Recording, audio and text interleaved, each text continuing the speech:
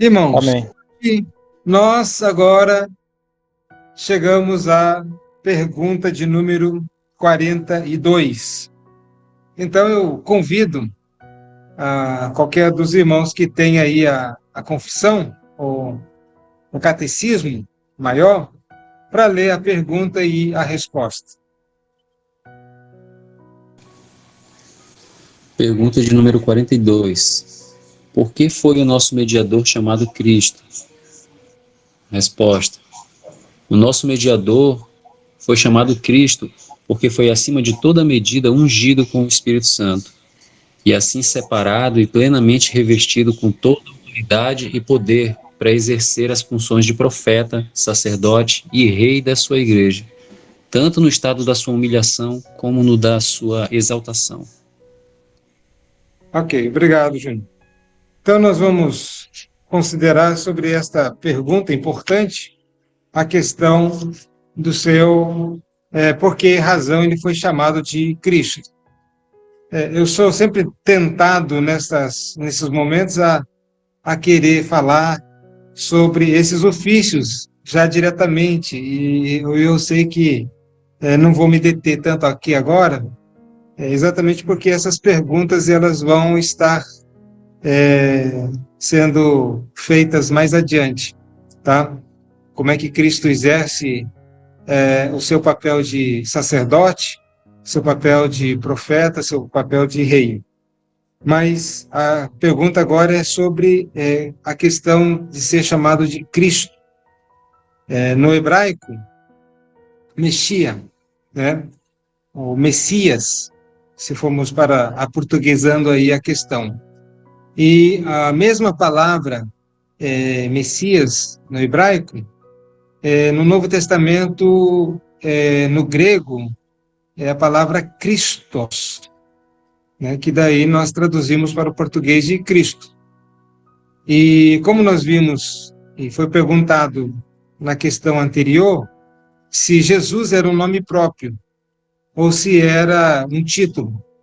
E vimos que Jesus é um nome próprio e que Cristo, na verdade, é o título, né, que é falado acerca de Cristo. Tanto é que em Mateus capítulo 16, no verso 16, é dito que tu és o Cristo, o Filho do Deus vivo. Então, esse artigo definido com a palavra Cristo, denota aí claramente que se trata não sobre o nome, mas sim sobre o ofício. Tá? Jesus, ele é o Cristo. Então, na verdade, não é o ofício, mas o título. O título é Cristo, ou Messias. Ou pode também ser traduzido como ungido. Tá? O Messias era aquele que era ungido. E nos diz, então, que esse mediador, que é Cristo, é o nosso mediador, o único mediador entre Deus e os homens, portanto, não há um outro mediador, pelo qual importa que sejamos salvos, não há nenhuma outra pessoa, uma outra maneira de nos aproximarmos de Deus, a não ser por Cristo e pelo Messias, nosso Senhor Jesus Cristo, é claramente demonstrado na autoafirmação de Jesus Cristo, quando ele diz: eu sou o caminho, a verdade e a vida. Ninguém vem ao Pai senão por mim. Então ele é o único mediador entre nós e Deus. Não há nenhum outro. E qualquer tentativa, portanto, de ter um outro mediador, fica sem mediador. Muitas pessoas querem se aproximar diante de Deus pelas suas boas obras, fazendo de suas obras o papel de mediação, como se Deus fosse aceitar as boas obras dele e dessa pessoa, e aí então permitiria que ele chegasse à presença do Deus Todo-Poderoso. Outros pela religiosidade, faz da própria igreja, da instituição religiosa, o seu mediador, né? E também não pode. Outros fazem dos santos, né? Quer seja Maria, Pedro, Paulo e outros dos grandes homens, e que não negamos o fato que eles são santos, eles mesmos afirmam isso, né? E que também afirma sobre todo e qualquer crente, é santo em Cristo, separado. Mas não são mediadores, não são intercessores, não podem fazer o papel de mediação entre nós e Deus. Então, o nosso mediador refere-se à única e exclusivamente à pessoa de Cristo Jesus. Não há outro mediador. E ele foi ungido. Devemos lembrar que no Antigo Testamento o rei ele era ungido, né? Assim também como os sacerdotes, tinha inclusive o óleo da unção. Esse óleo da unção não podia ser replicado, porque ele tinha um papel definido e não poderia ser usado para uma outra coisa, para um uso comum, por exemplo. Então, aquele óleo, aquelas especiarias que eram colocadas, aromáticas e tudo mais, por ser um símbolo do Espírito Santo, mostra a sua singularidade, né? Só poderia aquele óleo ser usado para aquela função e não poderia ser replicado. Então, demonstra aí com clareza, né, de que a obra do Espírito Santo não pode ser produzida pelo homem, mas sim por Deus. Era Deus quem determinava. E o uso também é determinado pelo próprio Deus. E então eles eram ungidos. Eles, os sacerdotes, com o óleo da unção. Depois, quando veio o período dos reis, os reis também eles eram ungidos, né? Vocês lembram muito bem, Davi foi ungido, e outros reis também receberam a unção para exercerem o ofício de rei. E agora nos fala acerca de Jesus. Ele também foi ungido, por isso o nome dele é Cristo, ou Messias, ou ungido. E agora, aqueles homens que foram ungidos no passado com o óleo da unção, era um tipo do Espírito Santo. E Jesus não foi ungido com óleo, mas ele foi ungido com aquilo que o óleo representava. Ele foi ungido com o próprio Espírito Santo, por ocasião do derramamento do Espírito Santo, ou por ocasião do batismo do Senhor Jesus Cristo, quando vem sobre ele uma pomba, o Espírito Santo numa forma corpórea de uma pomba, e pousou sobre o Senhor Jesus Cristo. E depois, nós vemos ali, então, ele sendo ungido naquela ocasião para o exercício dos seus ofícios, ofício de profeta, sacerdote e rei, quando definitivamente começa o seu ministério terreno aqui na terra. Mas vemos, então, alguns textos bíblicos que falam sobre esta realidade. Então, eu vou ler aqui João, os irmãos também podem acompanhar, João capítulo 3, no verso 34, diz o seguinte: pois o enviado de Deus fala as palavras dele, porque Deus não dá o Espírito por medida. Deus fala, pois o enviado de Deus fala as palavras de Deus. Aqui ele está claramente demonstrando o exercício do ofício de profeta. O profeta era aquele que falava da parte de Deus. E todos os profetas do Antigo Testamento tinham a fórmula profética quando diziam: assim diz o Senhor. Assim diz o Senhor. Então, e aí passam a falar aquilo que o Senhor havia dito. E havia também os testes, né, para ver se o profeta era verdadeiro ou não. Mas, porque qualquer um pode dizer assim, diz o Senhor, mesmo quando o Senhor não diz. Mas, de qualquer maneira, tem os testes e que aqueles que estão registrados aí na Bíblia passaram pelo teste e foram comprovados, inclusive pelo povo judeu, embora na ocasião foram perseguidos, né? Mas passaram no teste e por isso estão no cânon sagrado, nas escrituras. E outros que eram os falsos profetas não passaram pelo teste e suas palavras não foram registradas, não foram colocadas.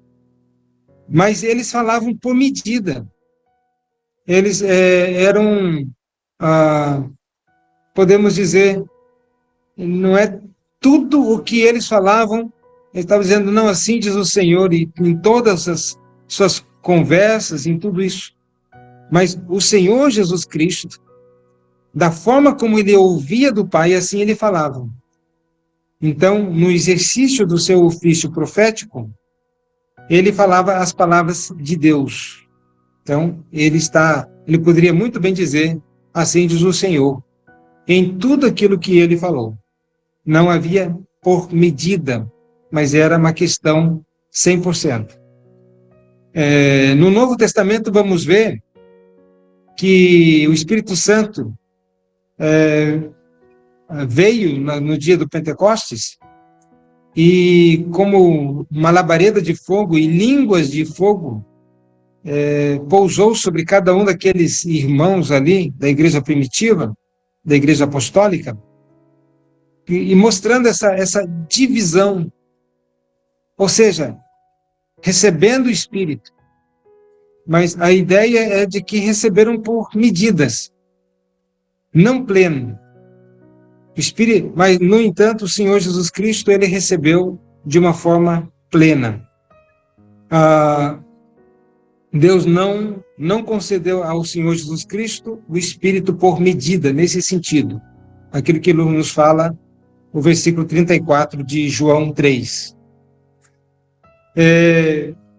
Mais adiante, então, ele recebeu uma unção sem limite, podemos assim dizer. Em Salmo 45, no verso 7, diz assim a palavra de Deus: amas a justiça e odeias a iniquidade. Por isso, Deus, o teu Deus, te ungiu com óleo de alegria, como a nenhum de teus companheiros. Perceba, outras pessoas foram ungidas no Antigo Testamento. Mas num salmo que é reconhecidamente messiânico, ou seja, é um salmo que está falando acerca do Messias, vai dizer que ele recebeu o Espírito como a nenhum dos teus companheiros. Deus te ungiu com óleo de alegria como a nenhum dos teus companheiros. Então, novamente demonstrando a diferença entre a unção dos sacerdotes e a unção de Cristo. Né? Há um elemento diferente aí. No Evangelho de João, capítulo 6, no verso 27, diz assim a palavra do Senhor: trabalhai não pela comida que perece, mas pela que subsiste para a vida eterna, a qual o Filho do Homem vos dará. Porque Deus, o Pai, o confirmou com o seu selo. O selo, na antiguidade, era aquela marca de procedência. Os reis selavam as cartas, colocavam ali uma cera quente e colocavam o seu sinete ou o anel, com a sua marca, para que não fosse violado determinado documento, fosse aberto somente por alguém, enfim. Mas estava ali a marca do rei, era o selo. E nos diz aqui que Deus, o Pai, o confirmou com o seu selo.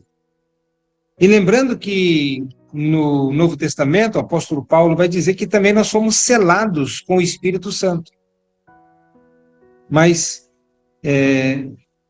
Cristo foi também selado, né,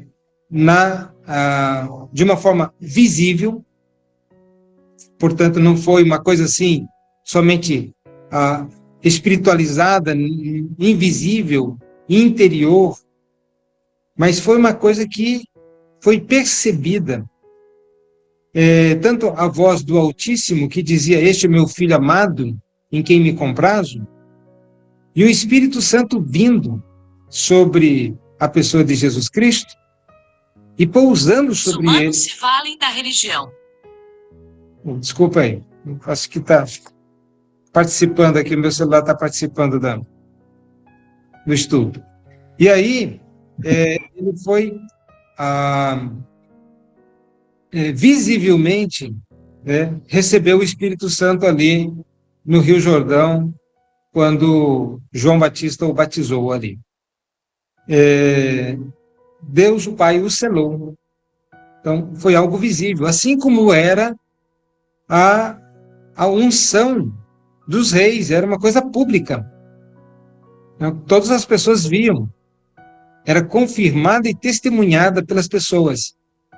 Há um testemunho histórico desta questão do selo ou da unção de Cristo Jesus ali no Rio Jordão, registrado nas Escrituras e testemunhada por aqueles que ali estavam. Então, é uma coisa pública. Deus, o Pai, então, selou o nosso Salvador, isto o separou para a sua obra, para a realização da sua obra, a confirmação da parte de Deus de que Jesus era, de fato, ungido ali.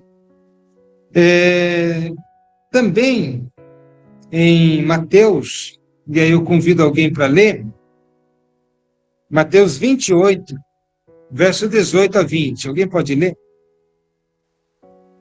Mateus 28, 18 a 20. Jesus, aproximando-se, falou-lhes, dizendo, toda autoridade me foi dada no céu e na terra. Ide, portanto, fazei discípulos de todas as nações, batizando-os em nome do Pai, e do Filho e do Espírito Santo, ensinando-os a guardar todas as coisas que vos tenho ordenado. E eis que estou convosco todos os dias, até a consumação dos séculos. Amém. Obrigado. Deus, o Pai, o investiu desta autoridade, assim como era investido de autoridade o sacerdote, o sumo sacerdote. Eles tinham autoridade concedida por Deus, e não é porque eles queriam ser sacerdote, não é uma questão aqui de opção pessoal, não é uma questão de uma opção como se você escolhe o seu emprego, seu trabalho, aquilo que você quer fazer. Mas era algo determinado por Deus. Não sei se vocês lembram que Coré, Datã e Abirão, tomados de inveja contra Arão, quiseram também ser sumo sacerdote. E disseram, por que só Arão? Nós também queremos. E Deus, ele coloca lá com o teste para ver quem Deus havia escolhido. E deixando claro que não é quem quer, mas é quem Deus escolhe. Então, nós vemos aqui que essa questão da unção é uma demonstração da escolha divina. Deus escolhendo, Deus o investiu, nosso Salvador, de toda a autoridade. Por que nós pregamos o Evangelho? Meus irmãos, os homens estão mortos nos seus delitos e pecados. Não há quem queira Deus. Não há um sequer. Não há um justo. Por que nós saímos, então? Por que cargas d'água nós saímos pregar o Evangelho? Simples. Porque Cristo tem a autoridade para resgatar aqueles por quem ele morreu. e todos esses definitivamente serão salvos. Porque Deus concedeu ao seu Filho Jesus total autoridade para consumar a sua obra, a obra que ele veio realizar e que continua a realizar até o seu retorno.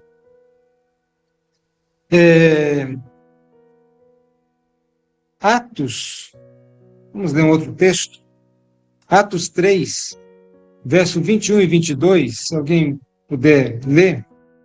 Ao qual é necessário que o céu receba até os tempos da restauração de todas as coisas, de que Deus falou por boca dos seus santos profetas desde a antiguidade. Disse, na verdade, Moisés, o Senhor Deus vos suscitará dentre vossos irmãos um profeta semelhante a mim, e ele ouvireis em tudo quanto vos disser. Ok. Então, já há uma profecia de que Deus levantaria um outro profeta. Lembrando que os judeus consideram Moisés como o maior de todos os profetas.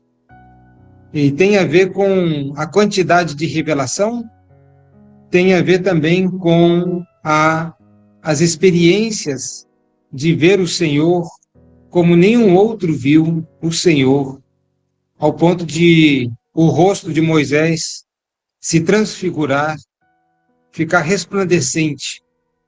Então ele era um grande profeta. Mas haveria de vir um outro profeta, semelhante a ele, no sentido desta grandeza. Então, é por isso que nós vemos na Bíblia os profetas maiores e vemos na Bíblia também os profetas menores.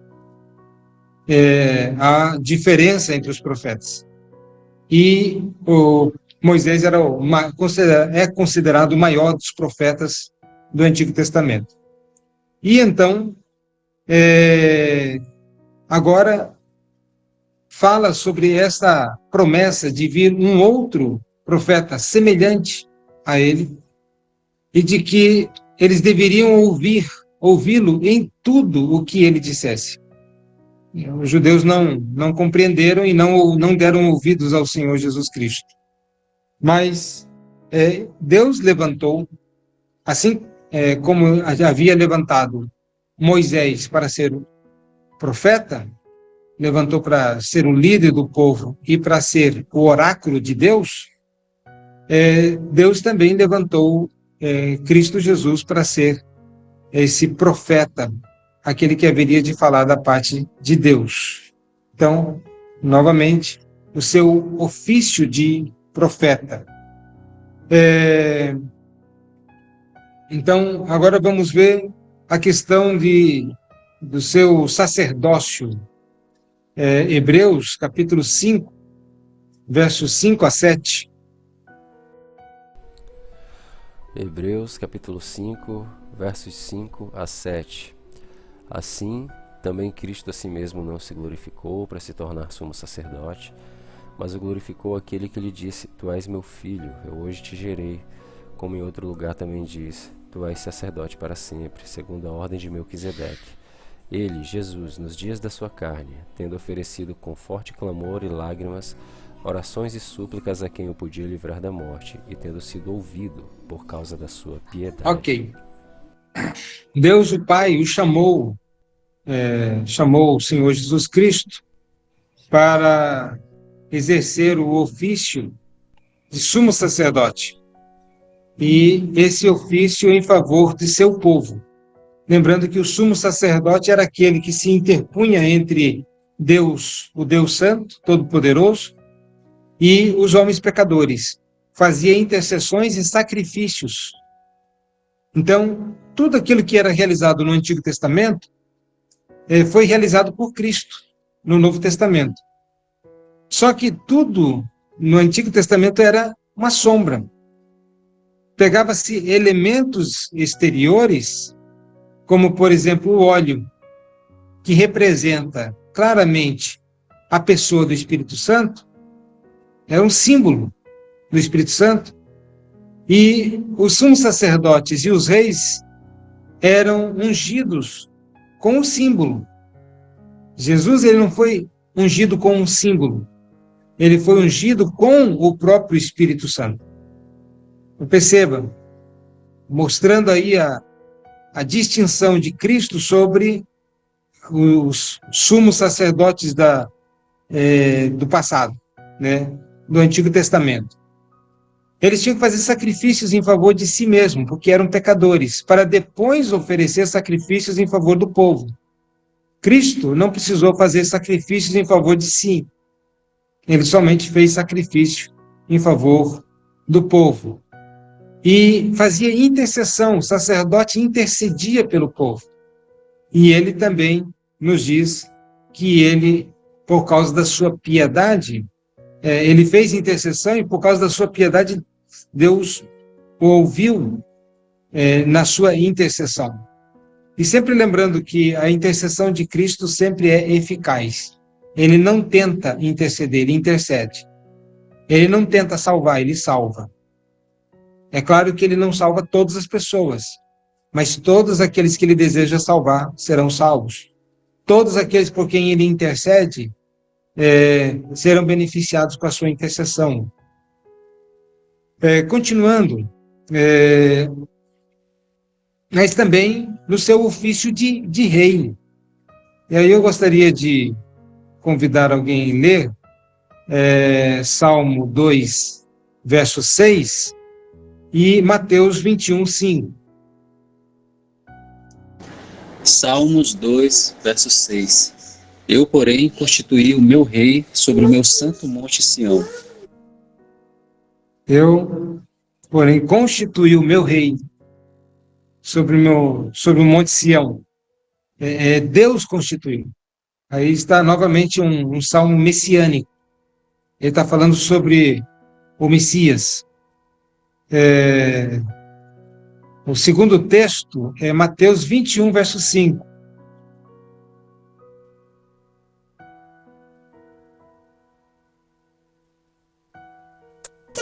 Mateus capítulo 21, verso 5.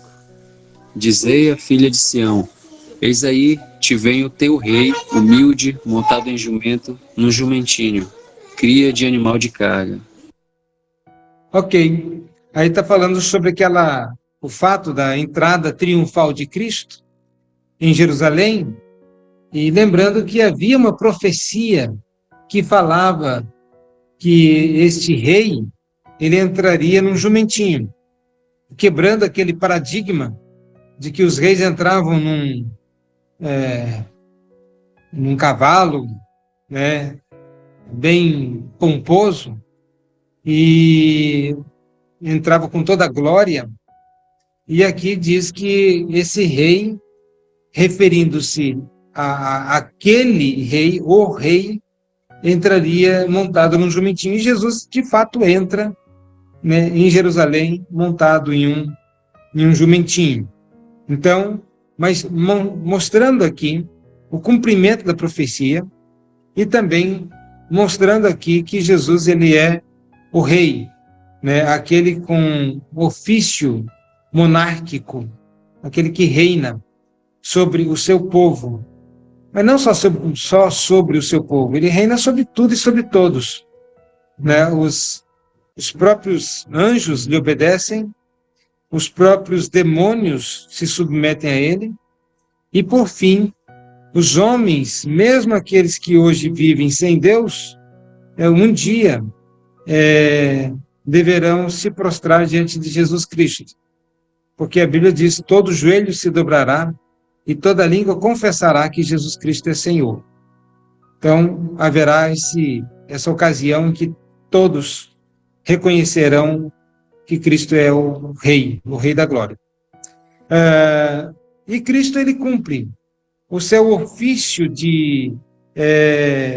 os seus ofícios, né, de rei, sacerdote e profeta, tanto no seu estado de humilhação, porque ele, enquanto estava, pregava o Evangelho, demonstrou sua autoridade real sobre os espíritos demoníacos, demonstrou a sua autoridade sobre os elementos da natureza, quando mandava ao vento parar, se acalmar, o vento, as ondas, né, se acalmarem, transformando os elementos, água em vinho, ordenando espíritos demoníacos que se retirassem, ordenando que enfermidades saíssem, mostrando assim a sua autoridade real.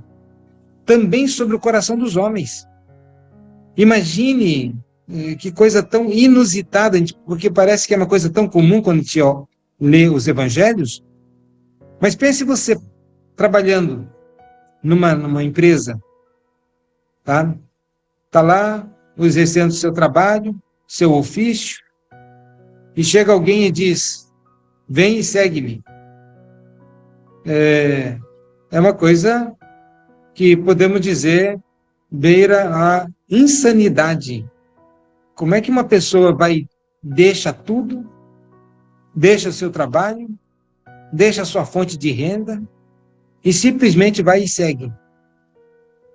Cristo mostra o seu poder, sua autoridade, seu domínio sobre o coração dos homens. Quem ele deseja chamar, o seu chamado sempre é eficaz. Não tem uma única pessoa que ele deseje chamar que não dê ouvidos à sua voz. Então, todos aqueles que serviram a Cristo em seu ministério e que o seguiram, o fizeram pelo mandato, né, soberano de Cristo como Rei. Mas isto ainda é uma demonstração parcial do seu domínio futuro, quando sim, todo joelho se dobrará e toda língua confessará que Jesus é o Senhor. Então, no seu estado de humilhação, ele já demonstrou que ele falava da parte de Deus como profeta, que ele era rei, e o seu ofício sacerdotal na sua intercessão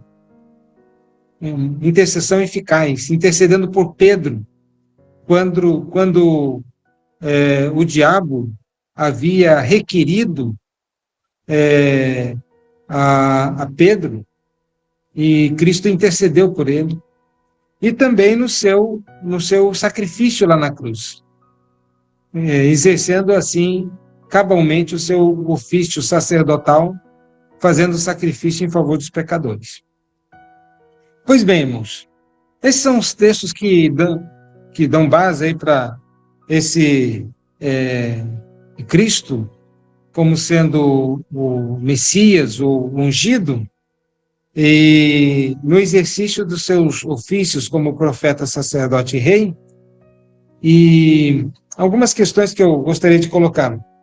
Então, na verdade, eu já coloquei que a ideia da unção lá no Antigo Testamento é o de separar.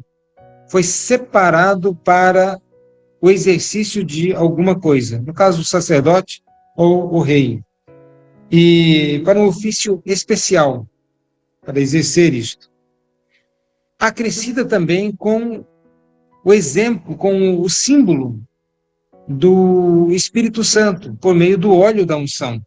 Então, lá no Antigo Testamento, todos os reis, todos os sacerdotes lá no Velho Testamento eram apenas também tipos de Cristo Jesus, apontavam para Cristo, eram sombra de Cristo, eram imperfeitos, eram por medida e não sem medida, né?